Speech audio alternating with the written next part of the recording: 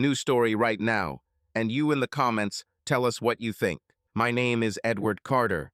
I'm 36, an engineer living in Houston, Texas. If you'd asked me a year ago what my life was like, I would have answered without hesitation. Perfect. I had a stable job with a major oil company, a cozy house in a quiet suburb with neatly trimmed lawns and white mailboxes in every yard.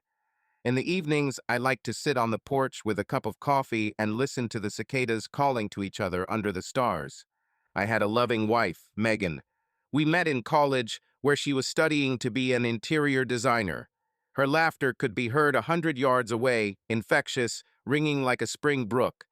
Megan was the kind of woman who could liven up any room, always energetic, with bright amber eyes and restless gestures.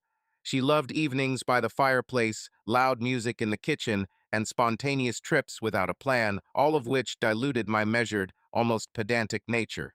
Megan and I were married for 11 years, and I truly believed that we were one of those couples about whom people say they were made for each other. I was sure that I knew my wife better than anyone. I thought of us as a team, friends, lovers. I felt like we had no secrets from each other. We discussed everything. The electric bill, vacation plans, the color of the wallpaper in the living room. I've always been a rules person. I like order, predictability, schedules, and to-do lists. Megan teased me about it. My walking planner. But she liked it, she said. She joked that I made her feel safe, and I believed her implicitly. On weekends, we'd have friends over a rowdy bunch from college, neighbors, coworkers. We'd grill outside, laugh, argue about politics, play board games late into the night. And I was happy, truly happy, until I learned the truth. The truth about Megan, about our perfect life, about how much can be hidden behind smiles and hugs, about how easy it is to live with someone for a decade and still never get to know them fully. But let's go in order. My life has always been measured, like a well-oiled machine. I was born and raised in a small town in Louisiana, in a family where everything was built on honesty and hard work. My father was a mechanic. My mother was a school teacher. They taught me that life is not a race for wealth, but a search for balance. I absorbed this from childhood. Do your job well, respect those around you, and everything will work out. And, everything really did work out. I got an engineering degree from the University of Texas, moved to Houston, and got a job at a company that designed systems for the oil and gas industry. The work was difficult, but I loved it for its clarity. Drawings, calculations, logic. No surprises. Everything can be measured, calculated, predicted. Megan came into my life like a whirlwind. We met at a company party a coworker dragged me to. I was new to Houston, a little lost in the big city, and events like that seemed like a waste of time. But there she was. Megan stood in the center of the room, surrounded by people like an actress on a stage. Every eye was on her, even those pretending to be engrossed in conversation about quarterly reports, and new clients still glanced her way from time to time. She laughed loudly and freely, throwing her head back so that her long dark hair fell in a wave over her shoulders. She had a special light about her. It was as if she illuminated everything around her. I stood at the bar, clutching a glass of cheap whiskey and silently cursing myself for agreeing to come. I had never been good at making small talk. All those polite phrases always seemed empty to me. I didn't know what to talk about with people who didn't draw blueprints or count steel beams. I was just thinking about how to slip away without saying a word when I heard her voice. "You look like a man who would rather fix an engine than stand here with a glass." I turned around and looked into her eyes for the first time. Brown, with golden sparkles, attentive and mocking. She held a glass of white wine and smiled as if she had known me for 100 years. "That's true," I said, smiling a little embarrassedly.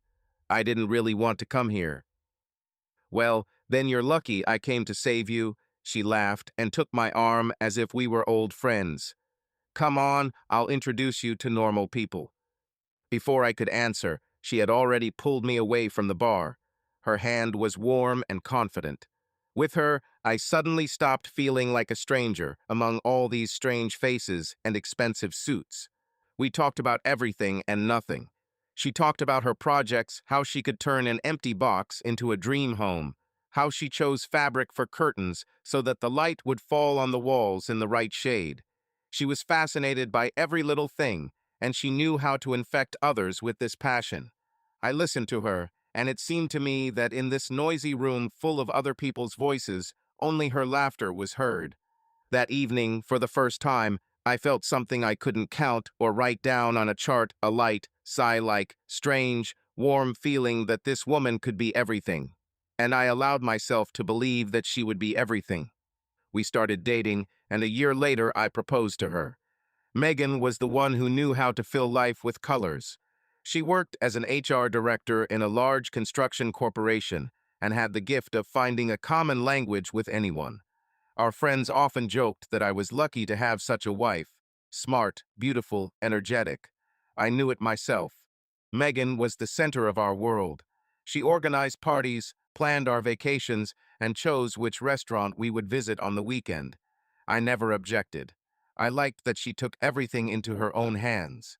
This freed me from unnecessary worries, allowed me to focus on work, on designing systems that provided stability in our life. Our home outside Houston was her pride and joy. It was a two-story cottage with a white picket fence and a porch that Megan decorated every spring with pots of geraniums and petunias.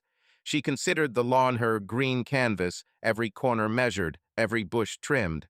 If there was an oil drop from my car on the driveway, she would wipe it off with a special cleaner that she kept in a closet in the garage. Megan said that a home should be like the smile of the owner, the first thing people see when they come to visit. Inside, everything was no less immaculate. The living room was bright, with large windows that let in morning sunlight.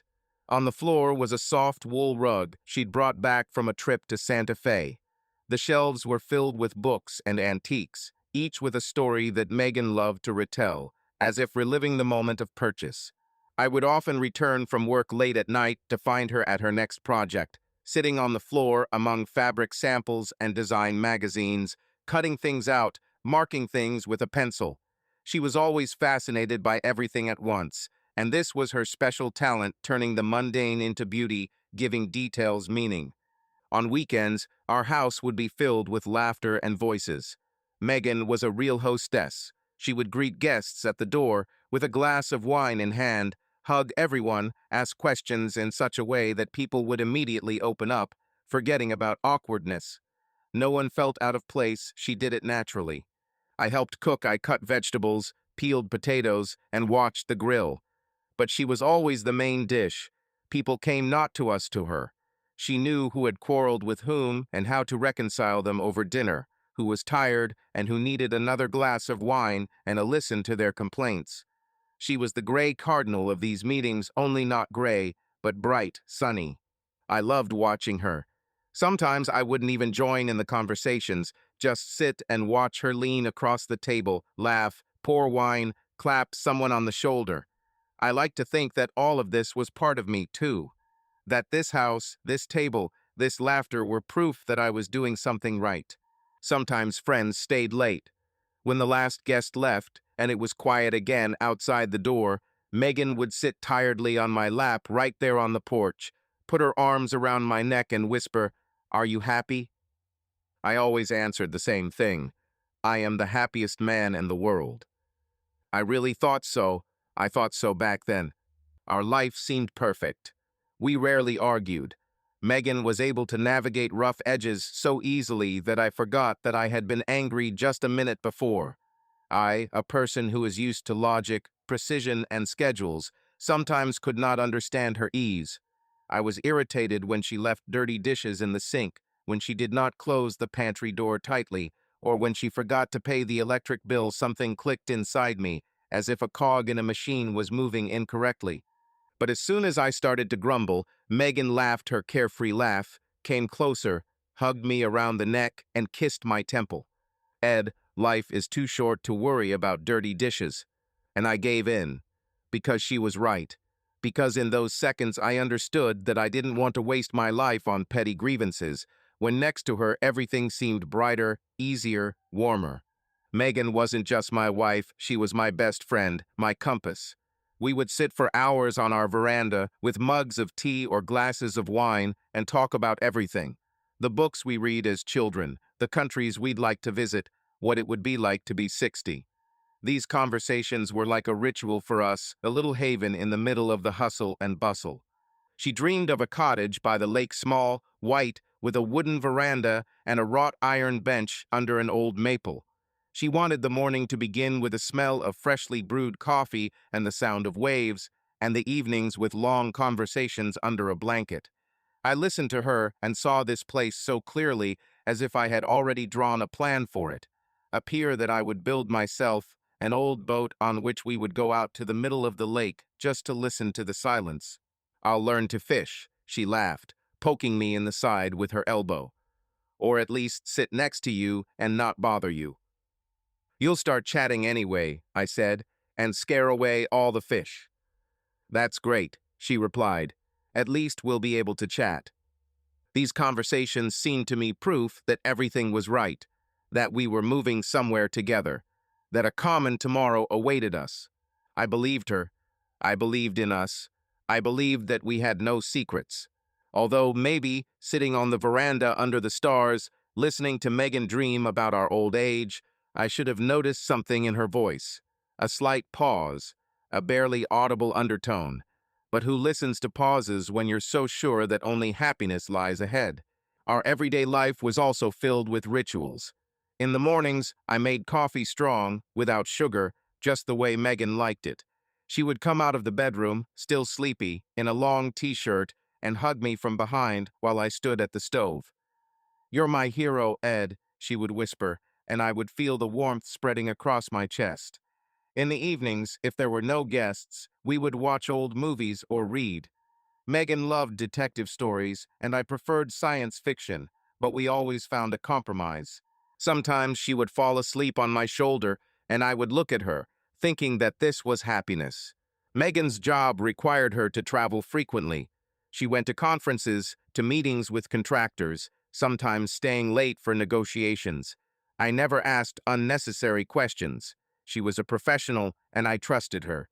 If she said she'd be late, I'd simply nod and ask if there was anything I needed to prepare for her return. She'd always smile and say, "Just you, Ed." And I believed. I always believed. Our friends were a part of our lives. Jack and his wife Linda, a couple we met in college, often came over for barbecues. Linda was a teacher like my mother, and we got along well. Jack, an engineer like me, liked to tease me about marrying the boss.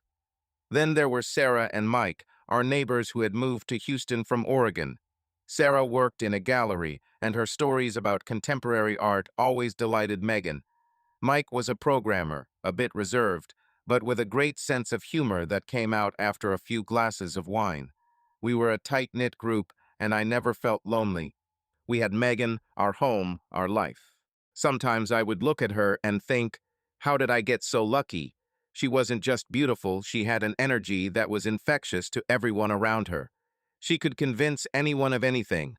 If she wanted, she could probably sell sand in the desert. That was her superpower, and I was happy that she chose me. Oh, and I almost forgot to mention the most important thing. We have a son, Liam. He's 8 now, and he's our everything. I always joke that Thomas inherited my love of order and Megan's restless curiosity. He can sit on the floor with his construction set for hours, building fantasy castles, and then suddenly drop everything and drag us into the yard to catch fireflies or launch paper airplanes.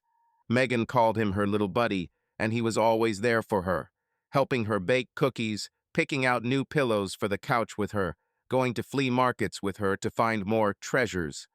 Sometimes I'd look at the two of them and think that everything I did, all the overtime, all the nights spent working on projects, all the business trips was for them, so that Thomas could have this house, this yard, this childhood full of light and laughter. Thomas loved to sit with us on the porch, falling asleep in Megan's lap while we quietly talked about the future.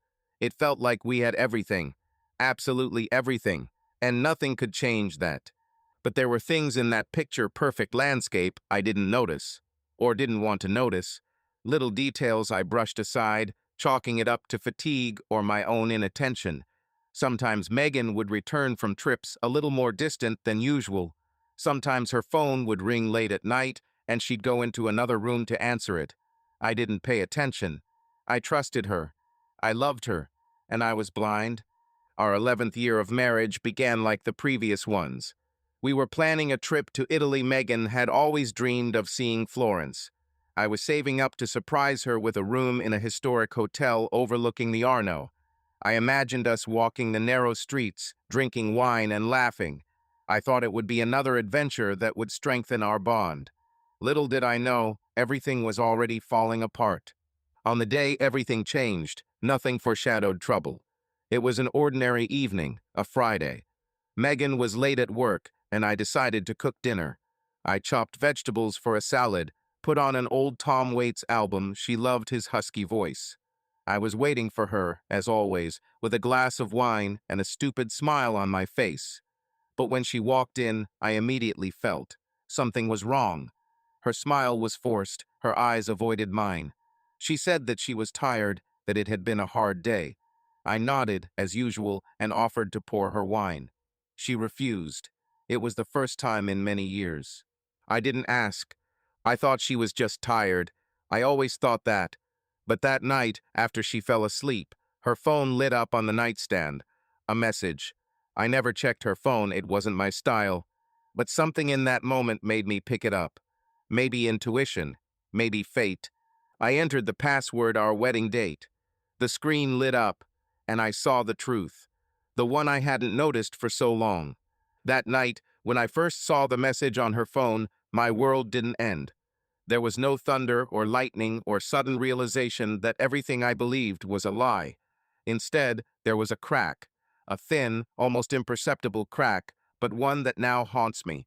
I put Megan's phone back on the nightstand, lay down on the bed, and stared at the ceiling as her even breathing filled the room.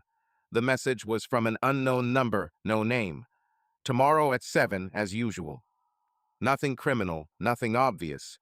But something about the words, their laconic ordinariness, caught my attention.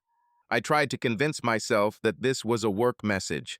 Megan often texted coworkers at odd hours. Her job required constant alertness, and yet I couldn't sleep. The next morning, I decided not to bring it up. I didn't want to seem paranoid. Megan woke up in a good mood, as if nothing had happened. She hummed as she got ready for work, even giving me a kiss on the cheek before running out the door.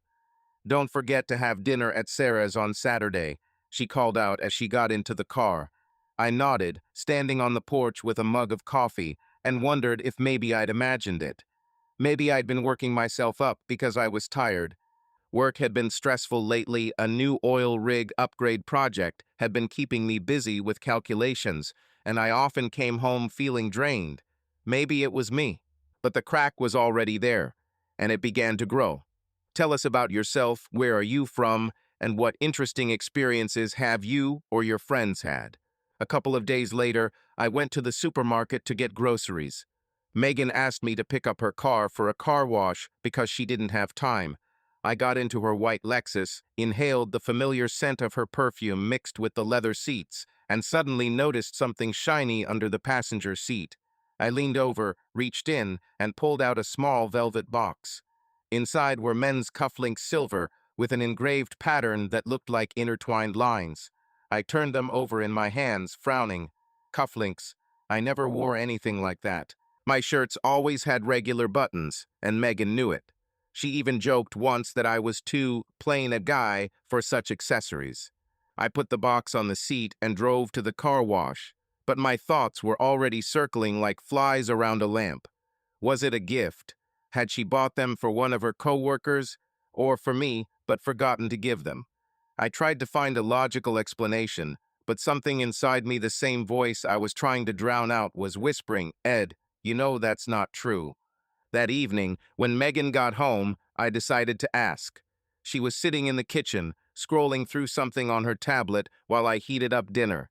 I tried to sound casual, like it didn't matter. "Meg, I stopped by the car wash today to pick up your car," I began, stirring the pasta in the pan. "I found a box of cufflinks under the seat. Is this a gift for someone?" She looked up from the screen, and for a split second I thought her smile faltered. But Megan was a master of improvisation. She laughed, leaned back in her chair, and waved. Oh, this? Oh, right, I completely forgot. It's a gift for one of my coworkers, Brian. His birthday was last week, and I couldn't find the time to give it to him. Thanks for reminding me, Ed. She sounded so natural, so confident, that I felt like an idiot for doubting her. Of course, it was a gift. Megan had always been generous. She loved to surprise friends and colleagues. I remembered how she had once spent half a day finding the perfect tie for Jack when he got a promotion. I smiled, nodded, and changed the subject. How's work going? Is the new project still draining your energy? I asked, setting the plates on the table. Megan rolled her eyes and started talking about some contractor who couldn't meet deadlines. I listened, laughed at the right parts, but there was a bitter taste in the back of my mind. The cufflinks. Why hadn't she mentioned them before? Why were they under the seat instead of in her bag or on her desk? The next wake-up call came a week later. It was a Thursday, and I was home earlier than usual. Megan hadn't arrived yet, but her phone was sitting on the coffee table in the living room. I hadn't meant to touch it. I'd promised myself after that late-night text that I wouldn't turn into the kind of guy who spied on his wife. But the phone vibrated, the screen lit up, and I couldn't help but glance at it. A new text message. From the same number, no name. Don't forget Friday. Waiting. I froze. My heart was pounding like I'd just run a mile. I stared at the screen until it went black, trying to convince myself it didn't mean anything. Work, friends, whatever. When Megan returned, I didn't say anything. Instead, I watched her. She was her usual self, cheerful, a little tired, talking about her day. But I noticed that she checked her phone several times, quickly typing something and putting it in her bag. This wasn't like her. She usually left her phone out in the open, not caring who might see her messages. I felt something clench inside me. That night, I couldn't sleep for a long time. I lay there, looking at her silhouette in the dark, and I thought, Ed, you're going crazy. This is your wife. You've known her for 11 years. She loves you. But the voice of doubt was no longer a whisper, it was speaking loudly. Something else happened a couple of days later. It was the middle of the night, about 2 o'clock. I woke up because Megan wasn't in bed.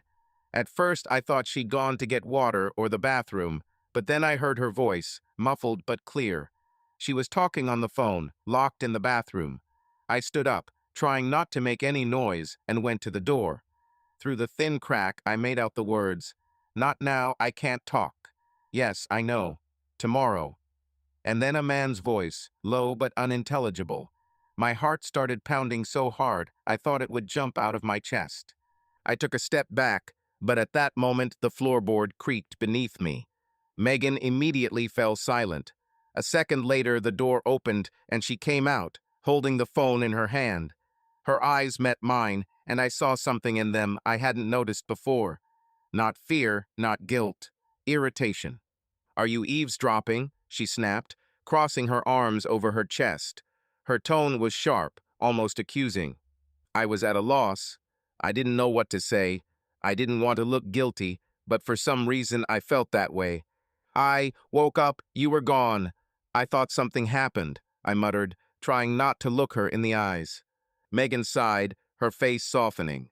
She walked over to me, put her hand on my shoulder, and said, "Ed, it was Carol.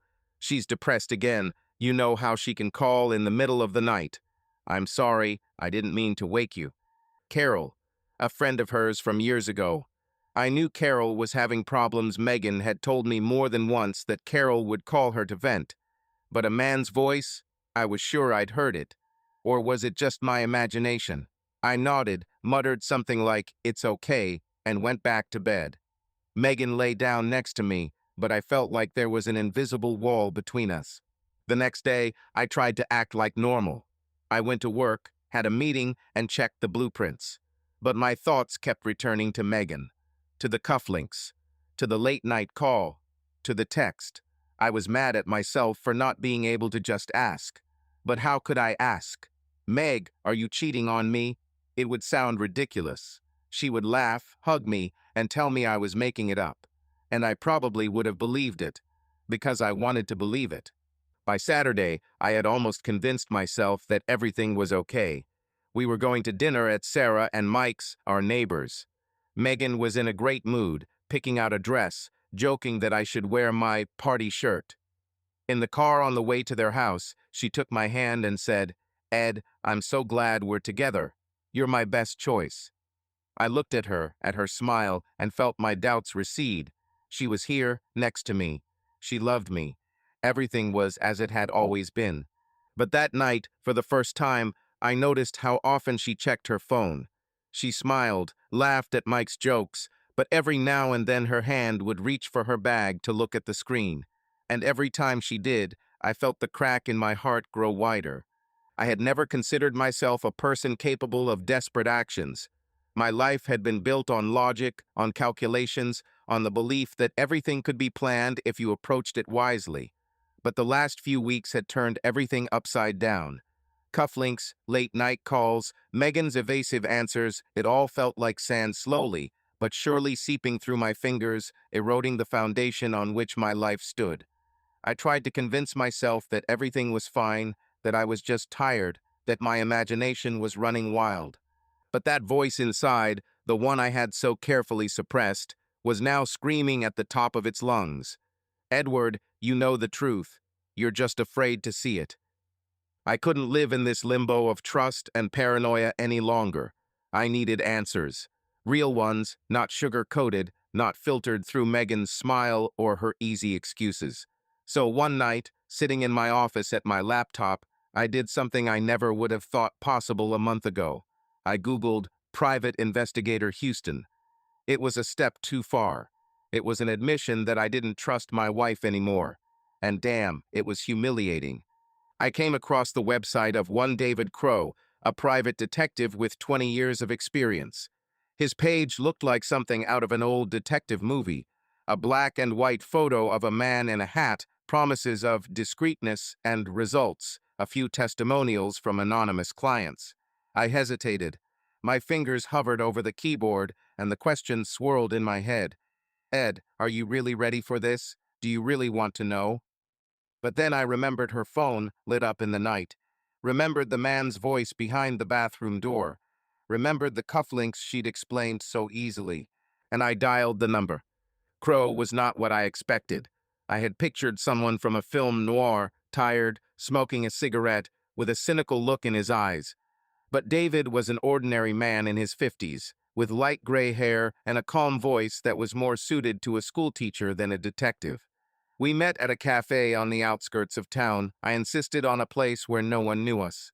I was sitting at a corner table, nervously fiddling with the edge of my napkin when he walked in.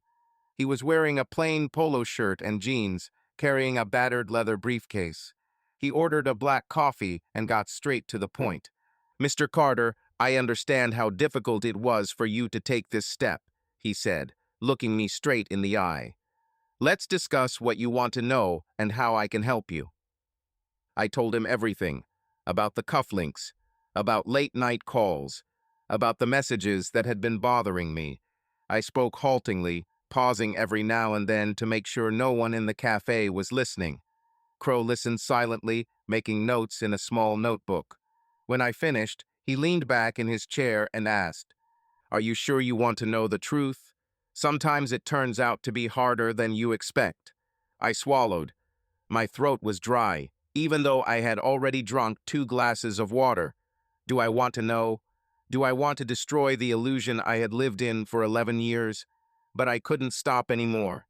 The crack in my heart had become an abyss, and I had to either step over it or fall. "Yes," I said firmly, "I want to know."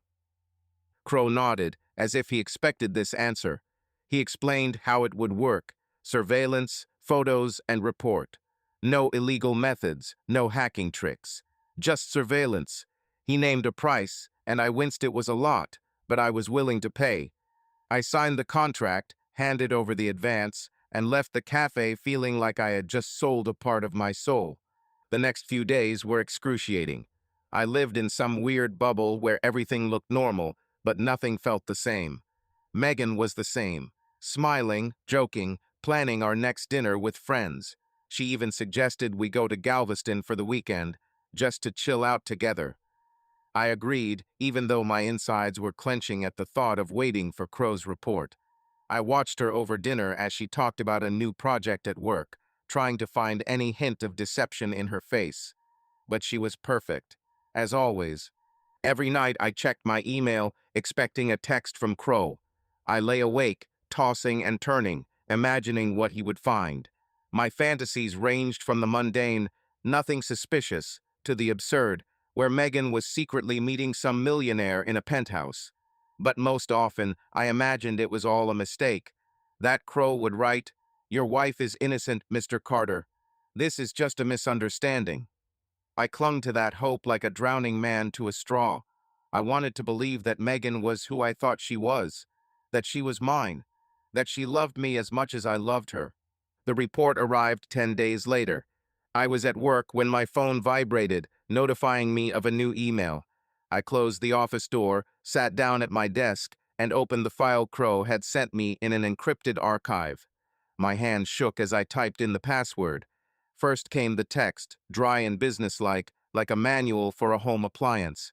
Crow described how he had been stalking Megan, where she had been, who she had been seeing. But I barely read the words. My eyes immediately jumped to the photos attached to the report.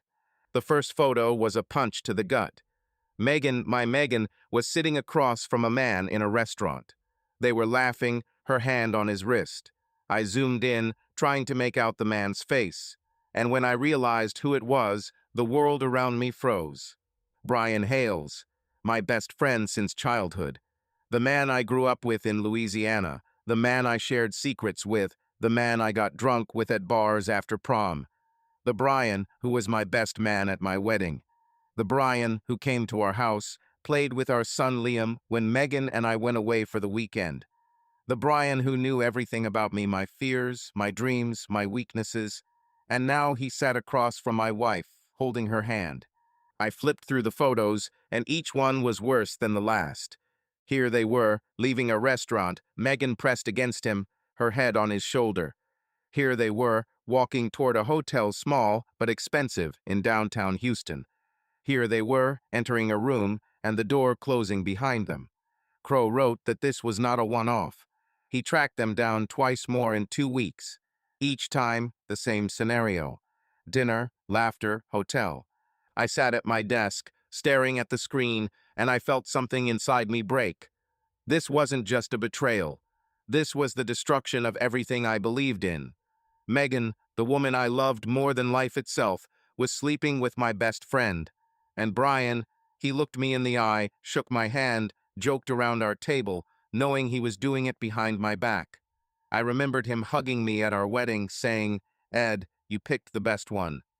I remembered him playing soccer with Liam in the yard, Megan laughing at them. And all the while, I closed my laptop, but the images didn't go away. They burned in my mind like hot iron. I stood up, walked to the window, and looked out at the city. Houston was living its life. Cars scurried along the streets, people rushed about, the sun reflected off glass skyscrapers. And I stood there, as if in a vacuum, where there was no sound, no air, only pain. I didn't know what to do next. Confrontation, divorce, forgiveness. My mind swung between rage and despair. I imagined storming into the house, throwing the photos in front of Megan, and demanding an explanation. But what would she say? That this was a mistake? That this wasn't what I thought? Or would she just walk away, leaving me with the truth? And Liam, how would I explain to him that his mother and his beloved Uncle Brian had destroyed our family? I got home late. Megan was in the living room, watching some TV series. Liam was already asleep. She smiled at me as if nothing had changed. "Long day?" she asked, stretching. "Want to order pizza?" I looked at her, speechless. Her smile, her voice, her casual confidence, it was all a lie. But I wasn't ready.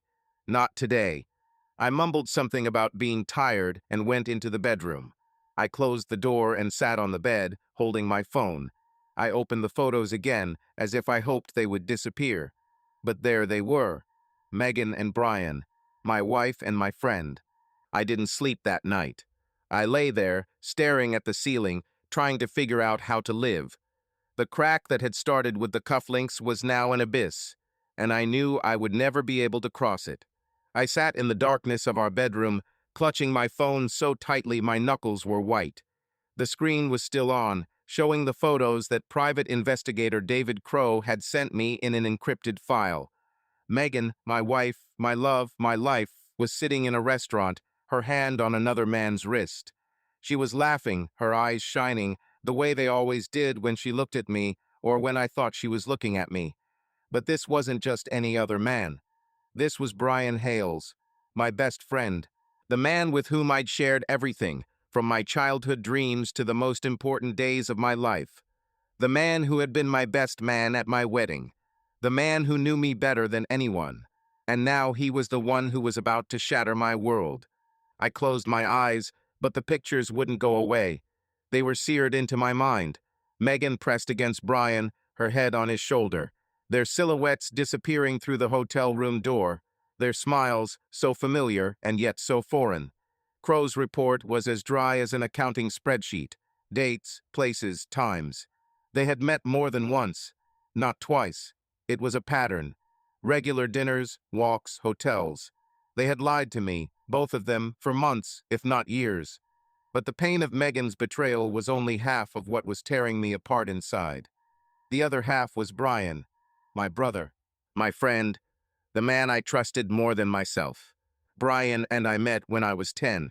It was in a small town in Louisiana, where life moved as slowly as the river that flowed past our streets.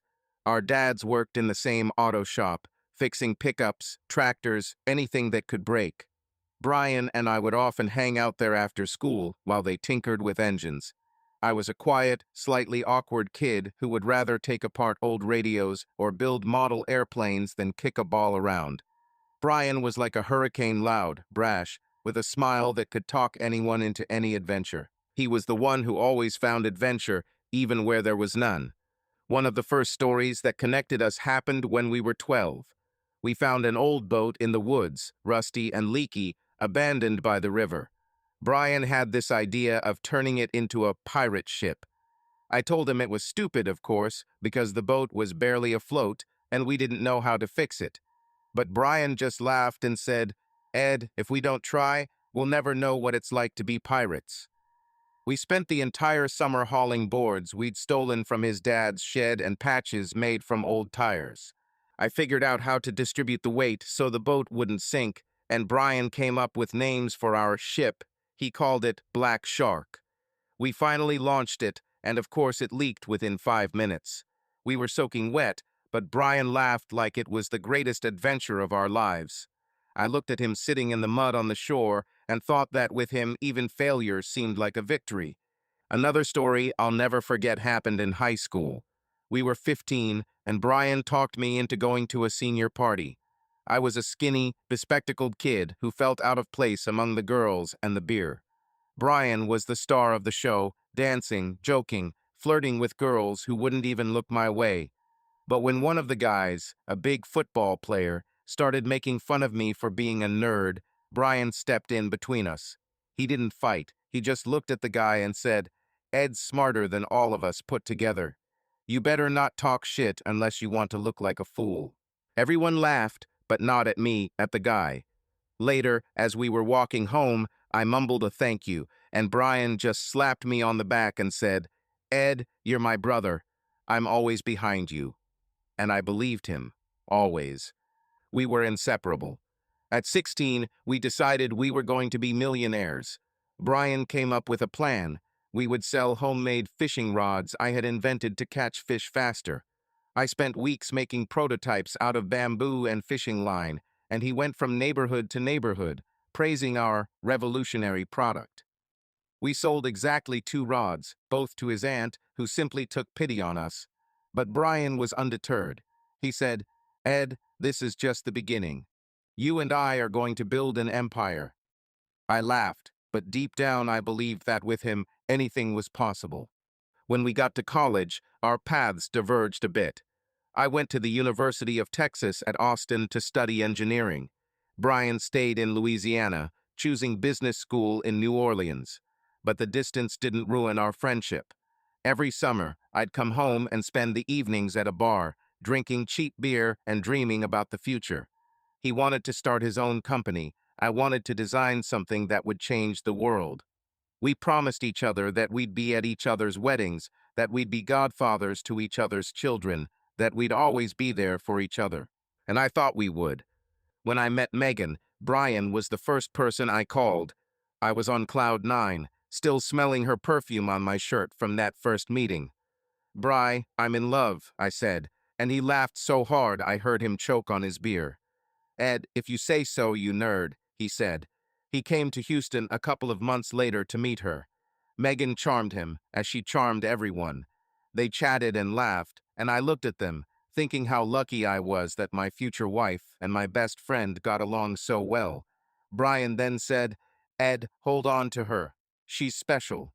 I nodded, not realizing that his words would have a completely different meaning. The wedding was the pinnacle of our friendship. I asked Brian to be my best man, and he agreed without a second thought. He flew to Houston a week before the ceremony, helped with the planning, joked with my in-laws, even talked my aunt into dancing at the rehearsal dinner. His toast at the wedding was perfect. He told a story about how we built a shelter in the woods as kids and promised to always have each other's backs. "Ed has found his soulmate," he said, raising his glass. "Megan, you have made my best friend the happiest man in the world, and I know you will be happy together." The guests applauded, Megan hugged him, and I looked at them and thought, this is family not just in blood, but in spirit. Brian was my brother. Megan was my love. I was on top of the world. After the wedding, Brian moved to Houston. He got a job at the same construction company where Megan worked, and I was glad to have him around. He became a part of our lives. He came to barbecues, played with Liam, our son, when he was born. Liam adored him.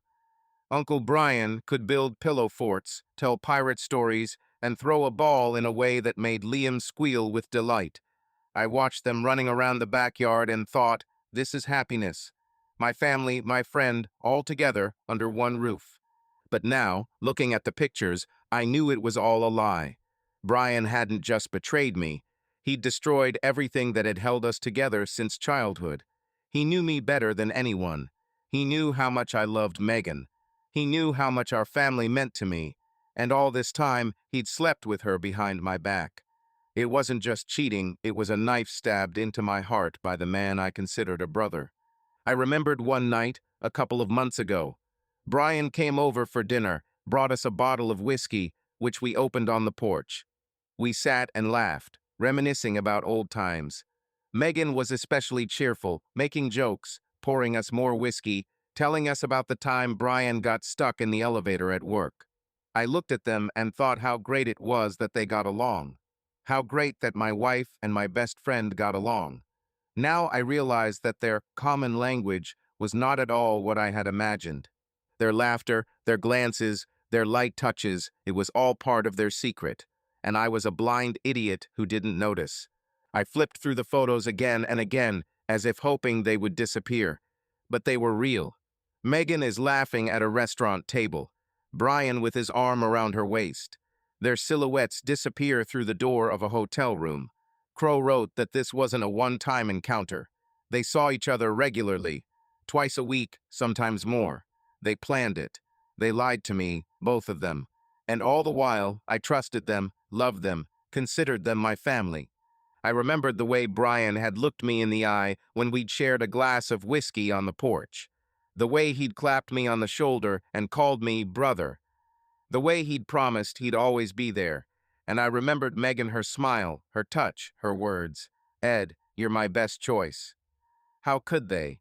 How could they lie for so long, pretend, live a double life?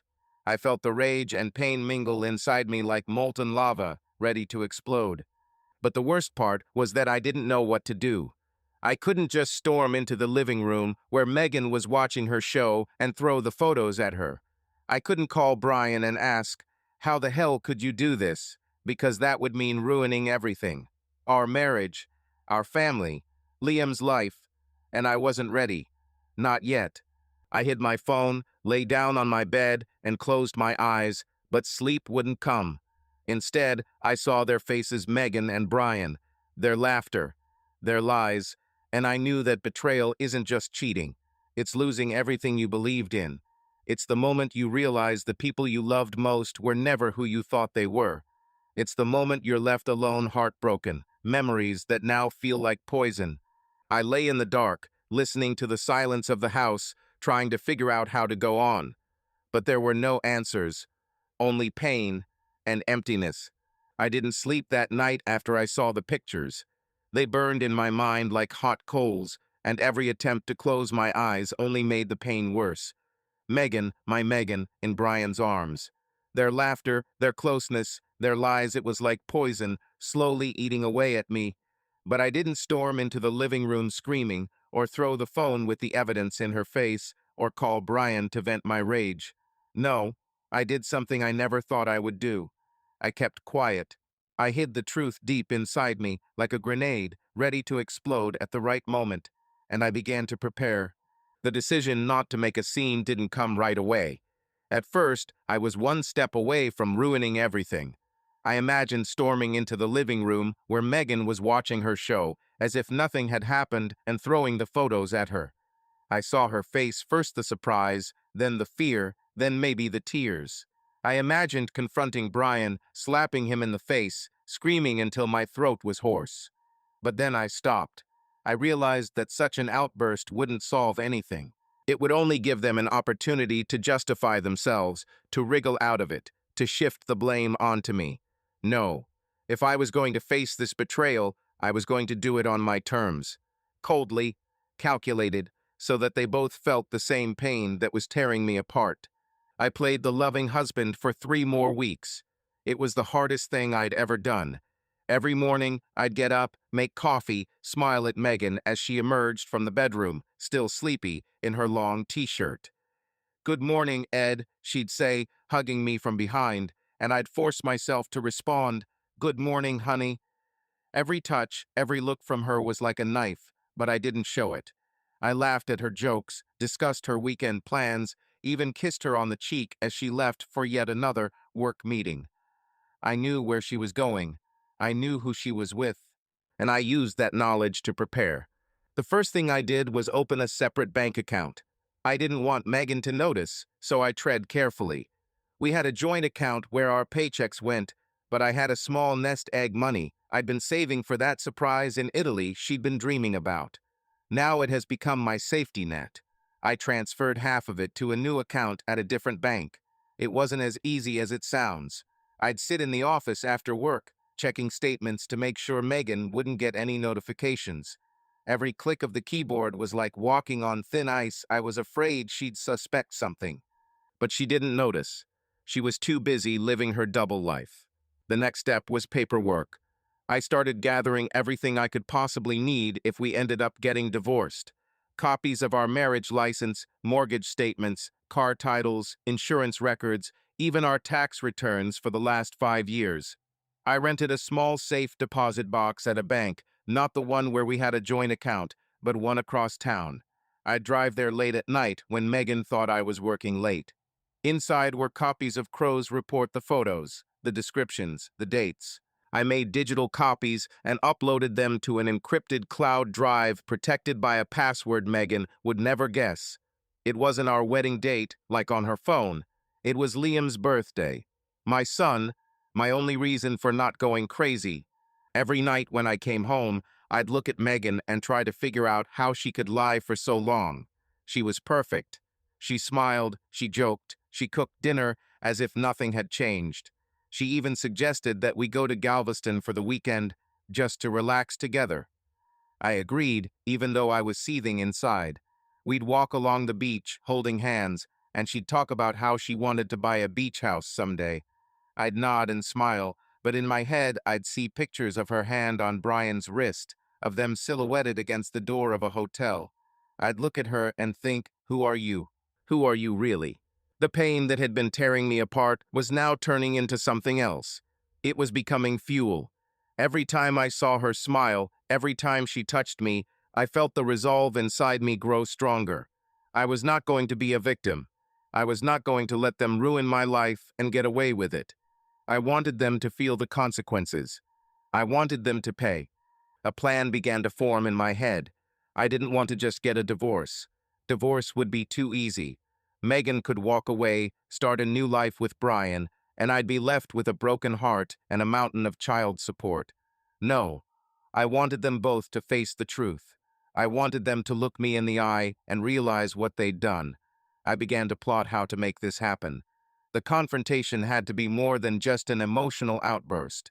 It had to be precise, like an engineering blueprint. I wanted them to have no way out of it. My first order of business was to gather more evidence. Crow's report was compelling, but I wanted to be sure I had everything I needed to nail them. I contacted Crow again, told him I wanted to continue the surveillance. He wasn't surprised.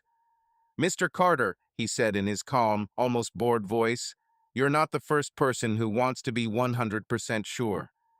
I asked him to keep an eye on Megan and Brian for 2 more weeks. I wanted to know everything: where they met, how often, what they did. I wanted to have so much evidence that no lawyer could refute it. Crow sent updates every couple of days. Each new message was a blow, but I forced myself to read. They met at the same restaurant in downtown Houston, a cozy place with dim lights and tables by the windows. They always ordered the same thing: steak for Brian, salmon salad for Megan. They sat close, their knees touching under the table. Crow sent pictures of them laughing, of Megan tossing her hair back and Brian looking at her the way I once did. I read his reports and felt the pain turn to cold, hard determination. I was no longer Edward who believed their lies. I was the man who was going to take back control. At the same time, I began laying the groundwork for a conversation with a lawyer. I didn't want to file for divorce right away, but I wanted to be prepared. I found a lawyer on the recommendation of a colleague, a woman named Ellen Marshall, who specialized in family law. We met in her office, small but cozy, with a view of the Houston skyscrapers. I told her everything: about Megan, about Brian, about the photos. She listened carefully, taking notes, and when I finished, she said, "Mr. Carter, you have a strong case. If you decide to file for divorce, we can get a good deal. But think about your son. This will be hard on him." Liam, my greatest weakness and my greatest strength. I nodded, but at that moment I didn't yet know which I would choose. I only knew that I had to be prepared for anything. Ellen advised me to gather as many financial documents as possible. Megan controlled most of our finances. She'd always been better at it than I was. But now I saw it as a threat. If she found out I knew, she might try to manipulate our accounts. I started copying everything: credit card statements, receipts, even her work contracts, which she kept in a drawer. I worked at night when she slept, scanning documents, uploading them to the same cloud drive. I felt like a spy in my own home, but it was necessary. I didn't trust her anymore, and I wasn't going to let her catch me off guard. Over the course of those 3 weeks, I became a master of dissimulation. I smiled when Megan talked about her job. I nodded when she suggested inviting friends over for dinner. I even hugged her when she told me she loved me. But every time I looked at her, I saw the pictures. I saw her with Brian, and that gave me strength. The pain that had once paralyzed me was now my engine. I was no longer a victim. I was a man with a plan. My plan began to take shape. I decided that the confrontation would be public. Not in the sense of making fun of them in front of the entire town, but I wanted them both there when I revealed the truth. I wanted to see their faces. I wanted them to be unable to talk their way out of it. I began to think about how to organize a dinner, a big one, with our friends, with Brian, with Megan. I imagined myself at the table, amidst laughter and conversation, posting the photos. Not yelling, not cursing, but calmly, like an engineer presenting a blueprint. I wanted them to feel the same emptiness I felt. I began planning the details. I picked a date 2 weeks from now, on a Saturday. I told Megan I wanted a big dinner to celebrate our anniversary. She was thrilled. "Ed, that's so sweet. Let's invite everyone: Sarah, Mike, Jack, Linda, and Brian, of course." I nodded, hiding the way my heart sank at the mention of his name. Brian, of course, I said, my smile as fake as hers. I started preparing the house. I ordered food from a caterer. Megan always liked it when everything looked perfect. I picked out the wine she liked and a whiskey for Brian. I even bought a new table for the porch, one big enough to fit everyone. I did it all with cold precision, as if I were designing a complex system. Every step was calculated. Every gesture was deliberate. I knew this would be my final blow, and I wanted it to be precise. But there were moments when I wavered. When I looked at Liam asleep in his room, his toys scattered across the floor, I felt my resolve crack. He was our joy, our reason for being. How would I explain to him that his mother and Uncle Brian had destroyed our family? How would I tell him that everything he knew was a lie? I would sit by his bed, listening to his even breathing, and think that maybe I was wrong. Maybe I could forgive. Maybe I could forget. But then I would remember the pictures, and the resolve would return. I didn't know how this dinner would end. I didn't know if Megan would leave, if I would be alone, if I would lose everything. But I knew one thing: I would no longer be blind. I would no longer be a victim. I was Edward Carter, the engineer, the man who built his life on logic and order. And now I was going to use that logic to destroy their lies. They thought they could play me. They were wrong. Our 11th wedding anniversary arrived like a storm I had brought on. I had felt it coming that morning, when I woke earlier than usual and lay in the dark, listening to Megan breathe softly beside me. Her face, so familiar, so beloved, now seemed like a mask hiding a stranger. I looked at her and thought, today it all ends. Today you will find out what I know.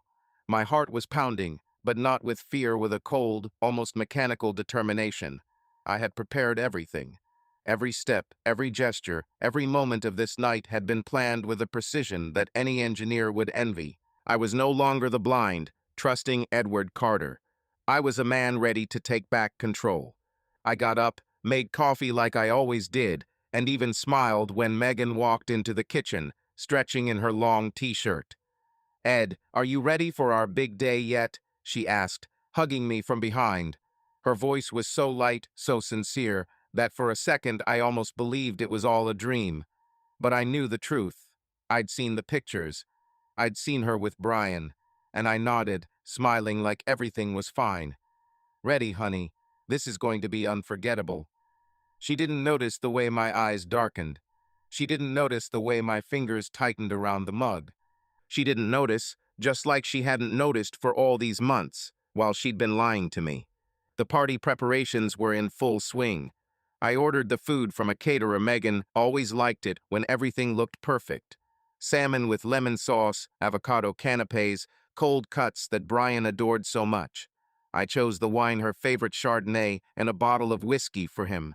I even bought a new table for the veranda, big enough to fit everyone. Megan was delighted. "Ed, you've outdone yourself," she said when I showed her the menu. I smiled and replied, "I want everything to be perfect." Little did she know that perfection for this evening would be nothing like what she had imagined. The guests started arriving at 7 o'clock. Jack and Linda, our old friends, were the first. Jack, as always, joked that I looked too serious for such a celebration. Linda hugged me and said that Megan and I were a dream couple. I nodded, swallowing a lump in my throat. Next were Sarah and Mike, our neighbors. Sarah, as usual, brought dessert, her signature cheesecake, which Megan always praised. Mike was his usual a man of few words, but with a glass of wine he became the life of the party. I greeted them all with a smile, shaking hands, hugging, joking, but inside I was seething. I was waiting for the main guest. I was waiting for Brian. He arrived last with his wife, Sarah.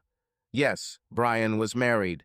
I still couldn't believe that he, the man who had sworn allegiance to me like a brother, had betrayed not only me, but his wife as well. Sarah Hales was a petite blonde with a soft smile and kind eyes. She worked in a contemporary art gallery and always struck me as someone who saw the world through the prism of beauty. I looked at her as she walked into our house, holding Brian's arm, and I thought, "You don't deserve this. You don't deserve the pain he's going to cause you."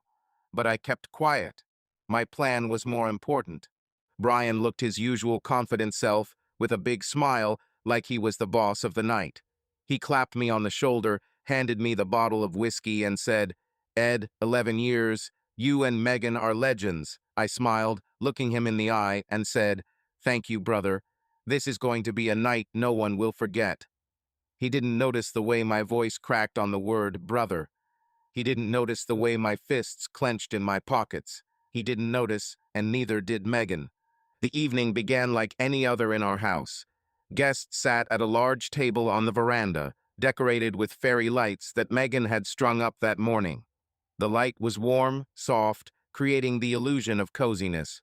The food was served, the wine flowed, laughter echoed through the yard. Megan was the center of attention, as always. She told stories of our travels, joked, and poured wine for the guests. Brian sat across from her, and I saw their eyes meet occasionally, fleetingly, but enough for me to notice. It wasn't obvious to others, but I knew what to look for. I knew the truth. I sat at the head of the table, playing the role of the happy husband. I raised toasts, thanked the guests for being with us, even hugged Megan when she proposed a toast to a love that only grows stronger with age. The guests applauded, and I felt my insides clench. But I waited. My moment had not yet arrived. The tension grew with each passing minute. I noticed little things that would have gone unnoticed before. The way Megan lightly touched Brian's arm when he handed her the plate. The way Brian smiled at her when she told a joke. The way Sarah, his wife, was oblivious, laughing along with everyone else. I looked at them and thought, how can you? How can you sit here, pretending, lying to all of us? My jaw clenched so hard I thought my teeth would crack. But I held on. I waited. The moment came after dessert. I stood up, raised my glass, and said, "Friends, thank you for being with us today. 11 years is not just a number, it's a story, and I want to share a piece of that story with you." The guests smiled, and some clapped. Megan looked at me with mild surprise, but her smile was warm. She thought I was about to make another toast. She didn't know what I had prepared. I walked over to the TV in the corner of the porch and plugged my laptop into it. "Ed, what are you planning?" Megan asked, laughing.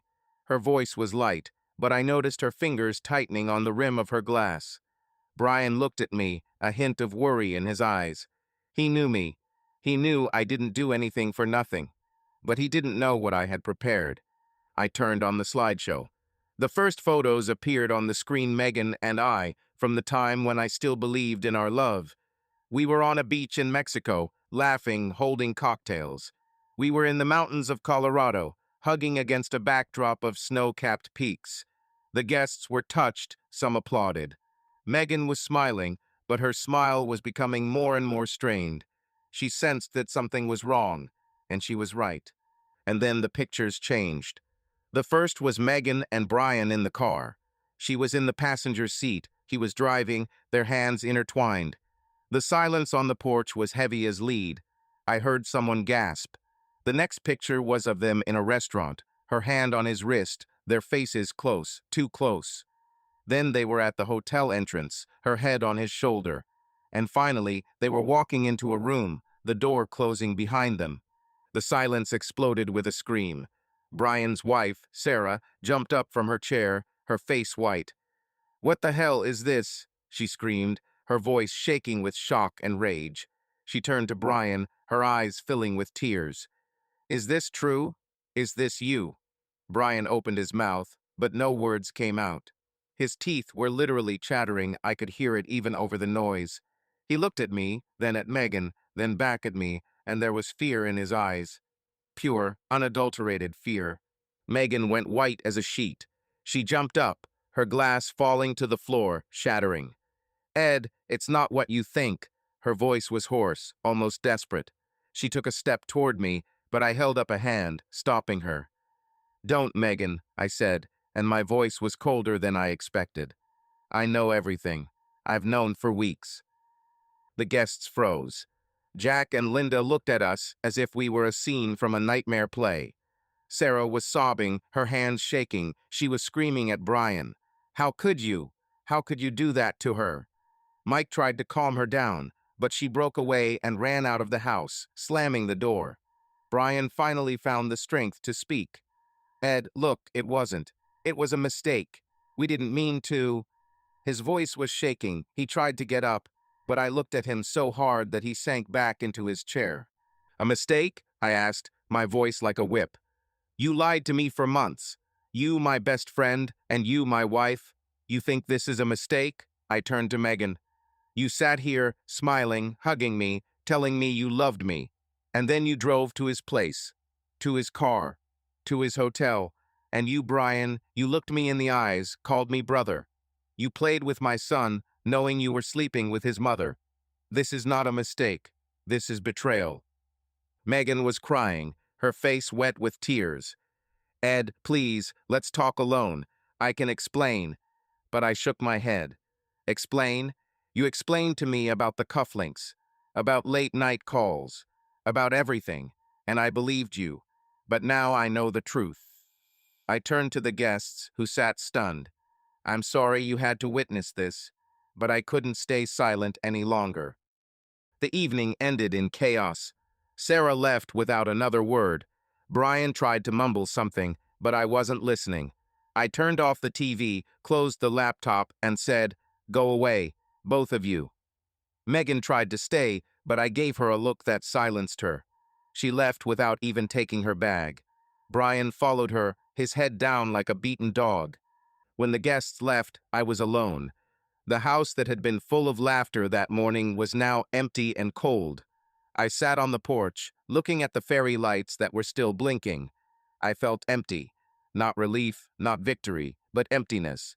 I had destroyed their lives, but what had I gotten in return? A broken family, a broken heart, and Liam, who was asleep upstairs, not yet knowing that his world would never be the same. When the door slammed behind Megan and Brian, the house fell silent, so thick I could feel the blood pounding in my temples.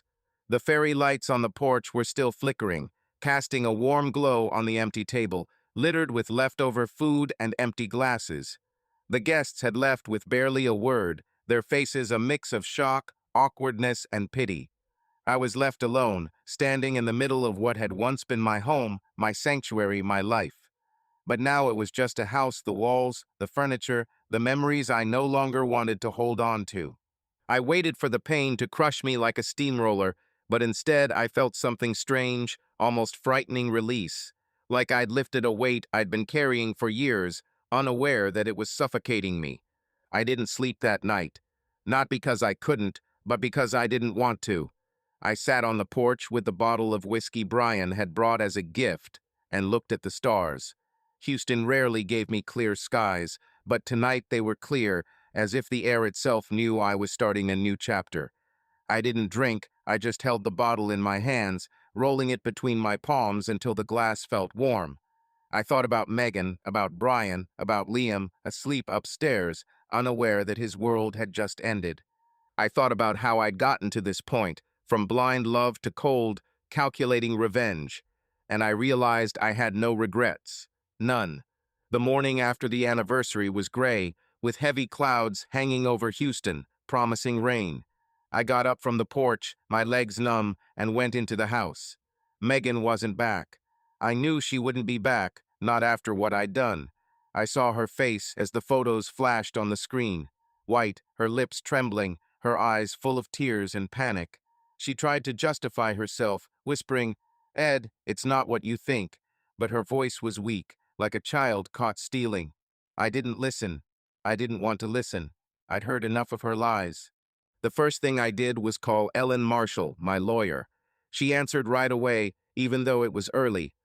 "Mr. Carter, I've been expecting your call," she said, her voice calm but ready to fight. I told her about the night before, about the slideshow, about Megan and Brian's reactions. She listened without interrupting, and then said, "You've made a big move. Now we need to move fast. If you're ready, I'll start filing the divorce papers." I was ready. I was ready the moment I saw the first photo from Crow. By midday, I was sitting in her office. Ellen was businesslike, but not cold. She laid out a stack of papers in front of me, explained what I needed to sign, what evidence we would use, how to protect my interests, and, most importantly, Liam's. "Your case is strong, Edward," she said, looking me in the eye. We have evidence of adultery, and the court will take that into account. But I must warn you, this will be emotionally difficult, especially for your son, Liam. His name was a stab in the heart. I nodded, swallowing hard. I know, but I can't live with her anymore. Not after this. We discussed the details for the rest of the evening. Ellen suggested filing for divorce on the grounds of adultery, which would give me the upper hand in property division and custody of Liam. I agreed. I didn't want to get revenge on Megan for the sake of revenge, but I wanted justice. I wanted her to understand that her actions had consequences. I signed the papers, left Ellen with copies of Crow's report, and left the office feeling like I'd taken the first step toward a new life. It wasn't a relief, not yet, but it was moving forward. Meanwhile, I learned that Brian's wife, Sarah, hadn't wasted any time either.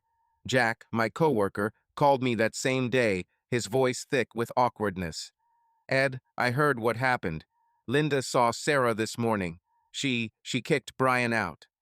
I wasn't surprised. Sarah was gentle, kind, but not weak. When she saw the photos, her scream cut through the quiet of the porch like a knife. She didn't just scream, she sobbed, her face contorted with a pain I understood all too well. She stormed out of our house without a word, but I knew she wouldn't forgive me. Not Brian. Not this kind of betrayal. Later, I learned from Linda that Sarah had packed up Brian's things and put them on the front porch of their house. She had changed the locks, cut off his credit cards, and even taken his dog, a Labrador named Max, whom Brian adored. I pictured him standing on the street in front of his house, suitcase in hand, and I felt no pity. He deserved it. He deserved everything. Megan tried to contact me. She called, she texted, but I didn't answer. Her first text came a couple of hours after she left. Ed, please, let's talk. This was a mistake. I love you. I read it and felt my insides boil. A mistake? 11 years of marriage, and she calls it a mistake. I deleted the message without responding. Then another came. I'm confused, Ed. This is not what you think. Give me a chance to explain. I didn't answer that either. I knew what she would say. I knew she would swear she loved me. I knew she would cry. I knew she would promise it would never happen again. But I didn't believe a word she said anymore. She had lied to me for months, maybe years. She had lied to me in the eyes. She had lied to me in her arms. She had lied to me in her kisses. She had lied when she said I was her best choice. I didn't want to hear her voice anymore. That evening, she showed up at the house. I heard her car pull up to the porch and braced myself. I wasn't going to open the door. She knocked, softly at first, then louder. Ed, please open up. I know you're home. Her voice shook, but I didn't move. I sat in the living room, watching her silhouette through the curtains. She knocked again, then fell silent. I heard her son, and then her footsteps faded away. The car was gone. I exhaled, but there was no relief. Only emptiness. The first night in an empty house was strange. Liam was at my parents'. I'd sent him there that morning, telling him I had things to take care of. I didn't want him to see what was happening. I didn't want him to hear the screams or see the tears. He was too young to understand, but old enough to sense that something was wrong. I promised myself I'd do anything to protect him, even if it meant ruining everything he knew. I wandered the house like a ghost. The living room where Megan and I would watch movies, huddled together. The kitchen where I made her coffee every morning. The bedroom where she'd slept next to me while I believed we were one. It all felt foreign now. I stopped at her closet, opened the door, and looked at her things, the dresses she loved so much, the shoes she wore on our dates. I thought about packing it all up and throwing it all away, but I didn't. That would have been too petty. I didn't want to be petty. I wanted to be strong. I lay down on the living room couch, unable to return to our bedroom. I closed my eyes and tried to remember the last time I felt free. Not happy, that was too far away. Free, and I realized that this feeling, this strange lightness that had come with last night, was freedom. I was no longer bound by her lies. I was no longer blind. I saw the truth, and though it tore me apart, it also gave me strength. I was no longer a victim. I was a man who had chosen himself. The next day, I met with Ellen again. We finalized the divorce papers, discussed how to protect Liam. I told her I wanted full custody, not because I hated Megan, though part of me certainly did, but because I didn't trust her. Not after what she'd done. Ellen nodded and said we'd do our best. She also advised me to talk to Liam as soon as possible. He deserves the truth, Edward, but a truth he can understand. I knew she was right, but the thought of explaining to my son that his mother and Uncle Brian had destroyed our family scared me more than anything. Megan kept writing. Her messages grew more desperate. Ed, I love you. It was just an infatuation.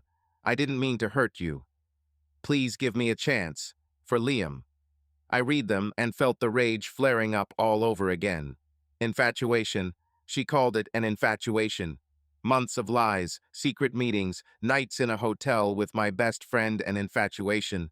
I didn't reply. I didn't want to give her a chance. Not because I didn't love her, part of me still did, and that was the most painful part. But because I didn't believe in her anymore.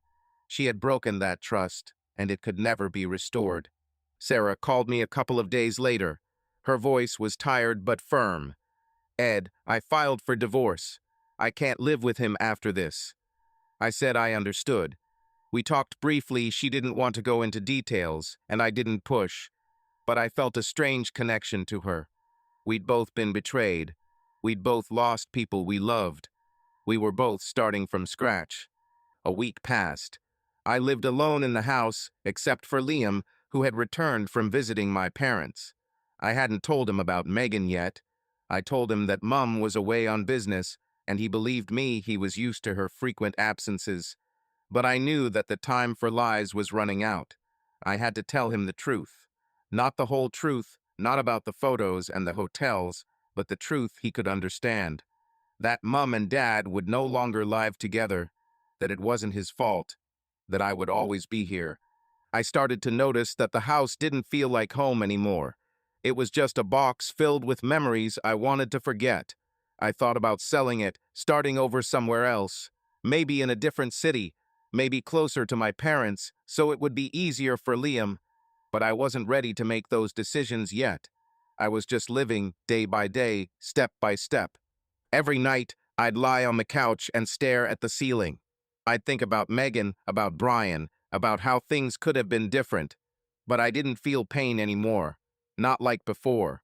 Instead, there was an emptiness, not heavy, but light, like the air after a storm. I was free. I was ready to move on. And I knew that, despite everything, I could do this. For Liam. For me. 6 months passed like a dream you vaguely remember, but can't quite grasp by the edges. I sat in the living room of our house, my house, now only mine, and watched Liam play with his Lego blocks on the floor. His small fingers deftly connected the colorful pieces, building something he proudly called a spaceship. He was focused, his brow furrowed the way mine did when I was working on a blueprint. I looked at him and felt a warmth spread across my chest. He was my anchor, my purpose, my reason for getting up every morning, even as the world around me crumbled. The court had awarded me full custody of Liam, and even though I knew it was the right thing to do, I still couldn't get used to the idea of Megan no longer being a part of our lives. The house that had once been filled with her laughter, her energy, her perfume was different now. I'd cleared out her things in the weeks after that fateful dinner. Her dresses, her shoes, her knickknacks, they were all gone from the closets and shelves, as if she'd never been there. I didn't throw them out or burn them in a fit of rage like someone else might have done. I'd carefully packed them into boxes and taken them to a storage unit I'd rented on the outskirts of Houston. I didn't know why I'd kept her things. Maybe it was because part of me still couldn't believe that 11 years of our lives could be erased so easily. Or maybe it was because I wanted to make it fair, that if she ever wanted to take back what was hers, I wouldn't be the one standing in the way. The first few months were hard, but not in the way I expected. I thought I'd be crushed, that the pain of Megan and Brian's betrayal would haunt me like a shadow. But instead, I felt a strange lightness, as if I'd lifted a weight I'd been carrying for years without realizing. Betrayal only hurts until you realize it's revealed the truth. Megan wasn't who I thought she was. Brian wasn't my brother. And I, Edward Carter, was no longer the husband who turned a blind eye to lies. That truth, though bitter, was freeing. I was no longer living in an illusion. I was living in reality, and damn it, it was mine. Setting up our new life began small. I rearranged the furniture in the living room to erase the feeling that it was still Megan and I'd been living in.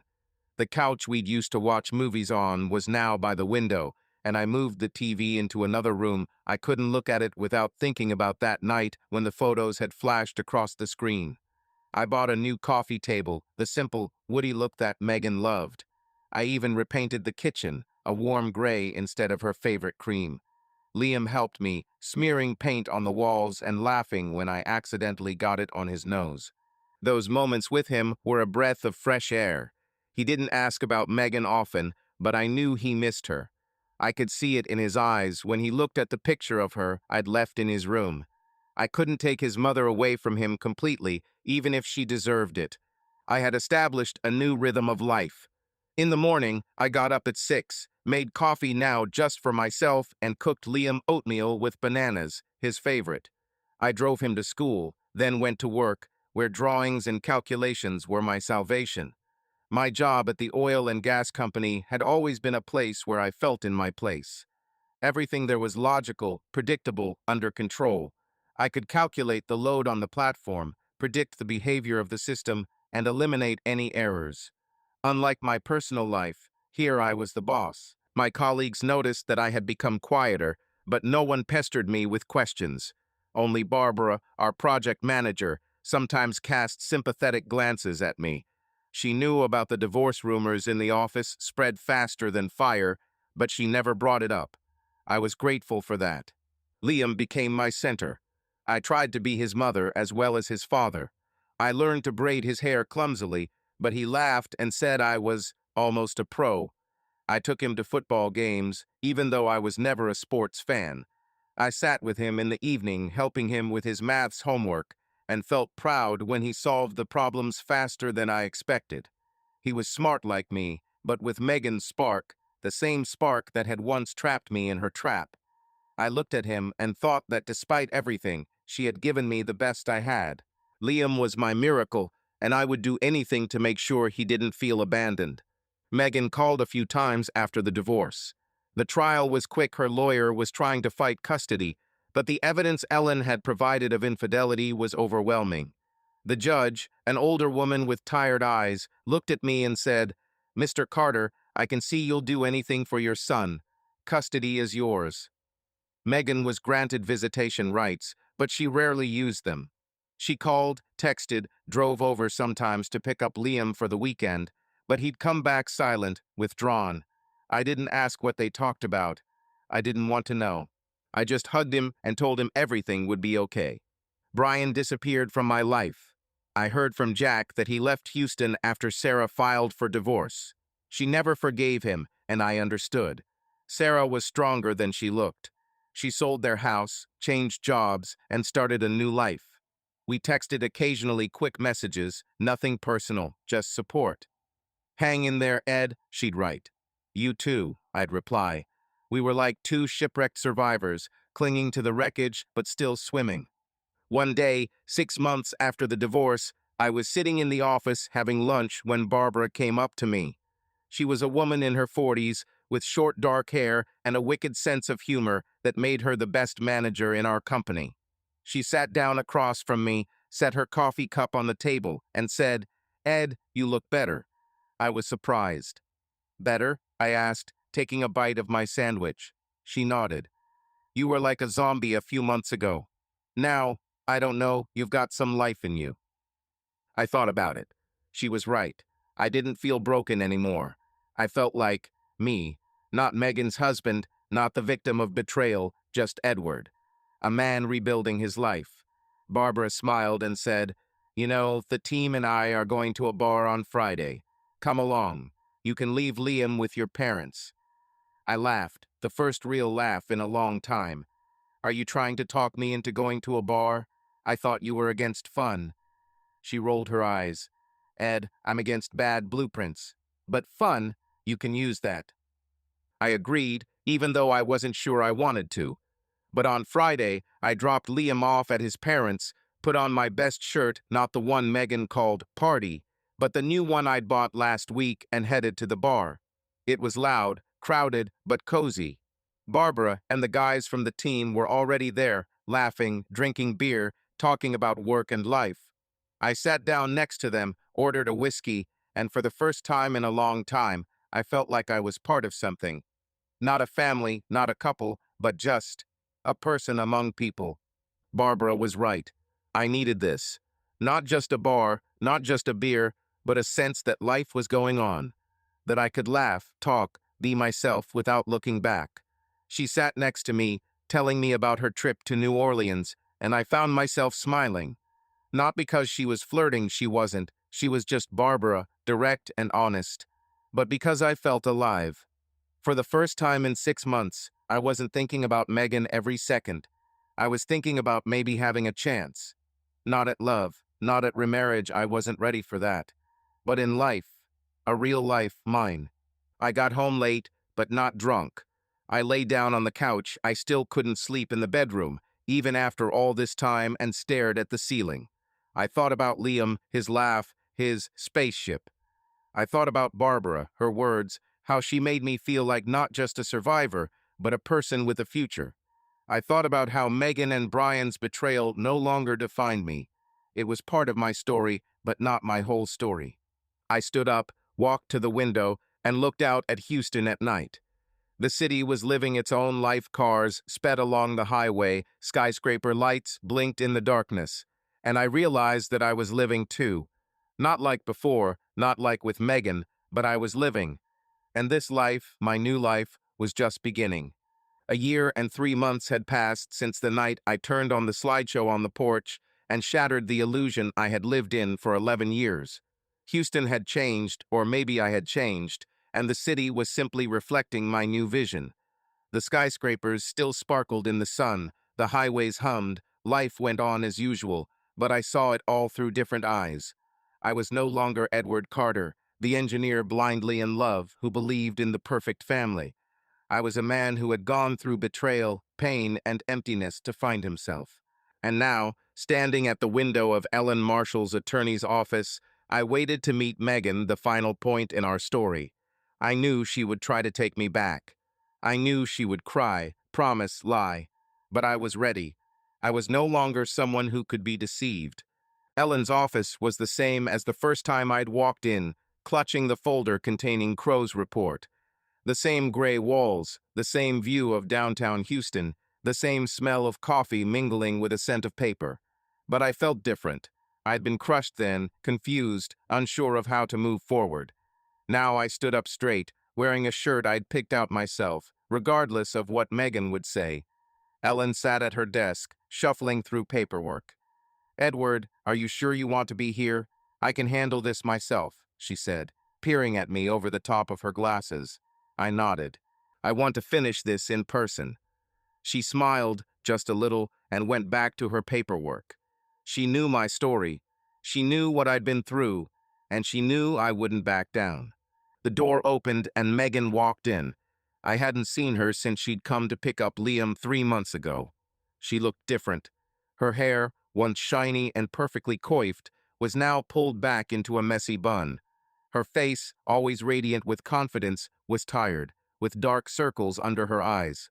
She was wearing a simple gray dress, no jewelry, none of the sparkle that had once made heads turn in the room. But her eyes, those green eyes that I loved more than life itself, were still the same. They met mine, and for a second I felt a pang not of pain, but of memory, of who we had been. But I pushed the feeling away. I was no longer Edward. "Ed," she said quietly, her voice shaking. She took a step toward me, but stopped when she saw me cross my arms. Ellen cleared her throat, gesturing to a chair. "Mrs. Carter, sit down. We have some matters to discuss." Megan sat down, her hands fiddling nervously with the edge of her bag.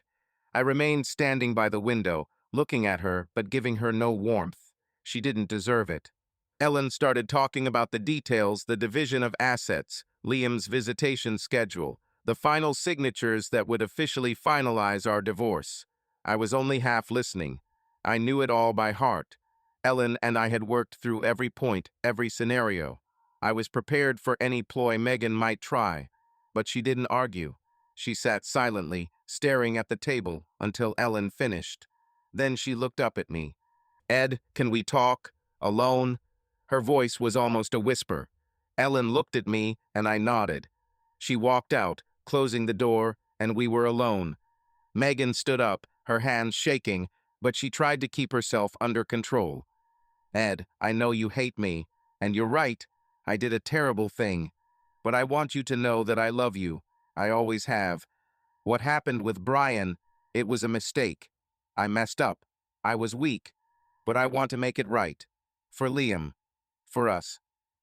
I looked at her, and there was nothing inside me. No rage, no pain, no love. Just emptiness. I saw her tears, heard her voice trembling, but it didn't touch me anymore. I knew she was lying not because she didn't love me, but because she couldn't change. I took a step toward her, and she froze, hope flaring in her eyes. But I wasn't going to hold her. I was going to end this. "Megan," I said, my voice as steady as steel. "You're not confused. You made a choice. You lied to me for months, maybe years. You slept with my best friend, knowing it would destroy me, Liam, our family. You're not weak. You're selfish. And I don't believe a word you say anymore." Her face twisted, as if I'd hit her. She took a step toward me, holding out her hand, but I pulled back. "Ed, please," her voice broke. "I admit it. Cheating. It's part of my past. I was like this before you. I thought I'd changed with you, but I snapped. But I can be better. Give me a chance." I shook my head. "Your past is no excuse. You didn't snap, Megan. You planned this. You chose him over and over again, every time you smiled at me, every time you held Liam. You didn't just ruin our marriage. You ruined yourself." I paused, looking into her eyes. "I don't hate you. I just don't know you anymore, and I don't want to." She started to cry, her shoulders shaking, but I didn't move. I waited for her to calm down, for her to sign the papers, for her to leave. And she left without another word. The door closed behind her, and I exhaled. That was it. Not just in our marriage, but in the part of my life where I had let myself be deceived. I was no longer that Edward. I was someone else. When I got home, I felt the tension that had been holding me all day. Liam was at school, and the house was quiet but not empty. I walked into the living room, where his toys were still scattered on the floor, plastic dinosaurs and building blocks. I smiled as I put them away in a box. This house, once full of lies, was now my sanctuary. I had rebuilt it for me and Liam. The walls were repainted, the furniture replaced, but most importantly, her shadow was no longer there. I had learned to live without Megan, and damn, I was living well. My life had changed more in that year than I could have imagined. I was still working for the same oil and gas company, but now I was more than just an engineer hiding behind blueprints. I had taken on the management of a new project, upgrading a platform in the Gulf of Mexico. It was a complex task, requiring not only calculations but also working with people, something I had previously avoided. But I was doing well. My colleagues respected me, and I began to see this not just as a job, but as part of myself. I was good at it. I was needed. Liam became my center. He was 7 and growing faster than I could keep up with. He still missed Megan, but her occasional visits no longer unsettled him. I had learned to be everything to him: his father, his mother, his friend. We cooked dinner together, even if it meant leaving the kitchen covered in flour. We went fishing, even though I hated sitting with a rod. We built model airplanes, and I watched his eyes light up when he figured out how a wing worked. He was my son, my reflection, and I knew I would do everything I could to make sure he grew up strong, honest, not like his mother or Brian. I had mended my relationship with my parents. They had been my salvation in the early months after the divorce, taking Liam with me when I couldn't cope.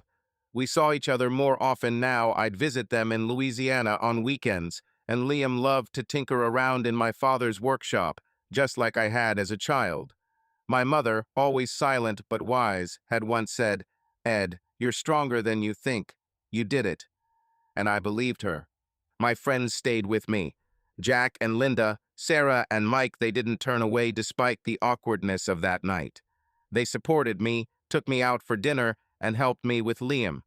I was grateful to them, but most of all, I was grateful to Barbara. She was my unexpected light in the darkness. Our friendship began with that night at the bar when she talked me into joining the team. Then there were the other night's beers after work, conversations about life, jokes that made me laugh like I hadn't in years. Barbara was nothing like Megan. She was direct, honest, with a sarcastic sense of humor and warm brown eyes that saw right through me. She didn't try to charm, she didn't play roles. She was herself, and that was what I needed. One night, a year after the divorce, Barbara and I were staying late at the office, finishing up a project report. Liam was visiting my parents, and I was in no hurry to get home. We were sitting in her office, drinking coffee from the machines and laughing about how one of the engineers had messed up the plans. And then she looked at me and said, "Ed, you've changed. You're not hiding anymore." I didn't know what to say. She was right. I wasn't hiding any more from myself or from the world. I nodded, and she smiled. "It suits you," she added, and I felt my heart beat faster. Our first step towards something more was cautious. We went to dinner, not as colleagues, but as two people who wanted to get to know each other. It wasn't a date in the classic sense, no fanfare, no candles, just pizza in a small restaurant, talking about life, about her love of hiking, about my childhood in Louisiana. I told her about Megan, about Brian, about how I'd almost lost myself. She listened without interrupting, and then said, "Ed, you're not lost. You found yourself." And I realized I wanted her there, not as a savior, not as a replacement for Megan, but as someone with whom I could be myself. We started dating, slowly, without rushing. Liam fell in love with her. She would come over to our house, play board games with him, teach him how to make her signature tacos. I looked at them and thought, maybe I have a chance at a new family. Not like the one with Megan, but one that was honest, real. Barbara wasn't perfect, but she was real. And that was better than any illusion. I stood in the backyard, watching Liam and Barbara build a pillow fort. Her laughter mingled with his squeals, and I felt warmth fill my chest. Houston was the same loud, hot, alive. But I was different. I was a man who had been betrayed and came out the other side. I was a father, a friend, an engineer, a man learning to love again. Megan and Brian were part of the past. I heard she'd left Houston, taken a job at another company, and tried to build a new life. Brian, I heard, was alone without Sarah, without friends, without what had once made him who he was. I didn't hate them. They'd destroyed themselves, not me. Betrayal, I realized, doesn't hurt the one being betrayed, but the one doing the betraying. It leaves them with an emptiness, a lie they have to live with. And me, I was free. I looked at Barbara, who winked at me as she dodged a pillow Liam had thrown. I smiled and stepped toward them, ready to join the game. My life wasn't perfect, but it was mine, and I knew I had many more pages to write about myself. Thanks for watching. Don't forget to like and subscribe. There's still a lot of interesting things ahead. Subscribe to our channel so that your love doesn't cheat on you, and go ahead and listen to the next story, because this story is nothing compared to the next one. If you're under 18, don't even think click to the next one.